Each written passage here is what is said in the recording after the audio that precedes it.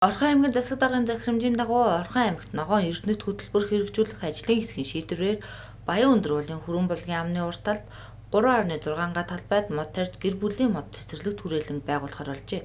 Энэ ажлын хүрээнд зарим багийн иргэдийг төр ажлын байраар ханган газар чорооны ажлыг өнөөдөр эхлүүлж байна. Энд болохоор Орхон аймгийн иргэдийн ая тухтай эко ногоон орчинд гэр бүлийн гишүүд мод тарих зорилготой ингээд гэр бүлийн мод цэцэрлэг түрээлэн гэдгийг 3.6 га талбай дээр энэ тойрсон нөхөж байгаа нь юу гэхээр энэгээр хайлаасаар ургамлан хашлага буюу ургамлан хашаа хийх гэж байгаа.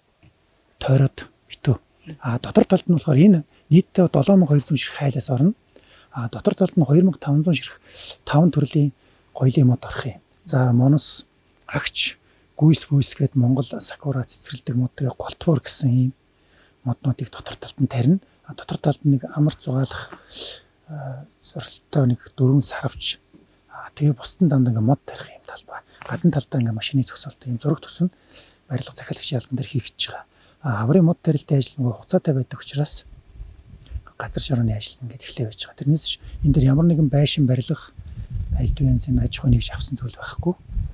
Дээрх 3.6 га газар нь аймгийн засаг даргын хамгийн газрын нэр дээр бүртгэлтэй байдаг ба ямар нэгэн иргэн аж ахуй нэгжид хувьчилж өгөөгүй барилга бариулахгүй гэдгийг албаны хүн онцоллоо. Энэхүү газарт Монгол улсын ерөнхийлөгчийн зарилгаар бүх нийтийн мод тарих өдөр зориулт нь 5 сарын 14-нд модны үзэсгэлэн худалдаагаарч иргэд гэр бүлээрээ ирж гэр бүлийн гишүүдийн мод тарьж болох юм байна. Энийг болохоор 5 сарын 14-нд Монгол улсын ерөнхийлөгчийн зарилгын дагуу бүх нийтээр мод тарих өдөр тохиож байгаа энэ жил.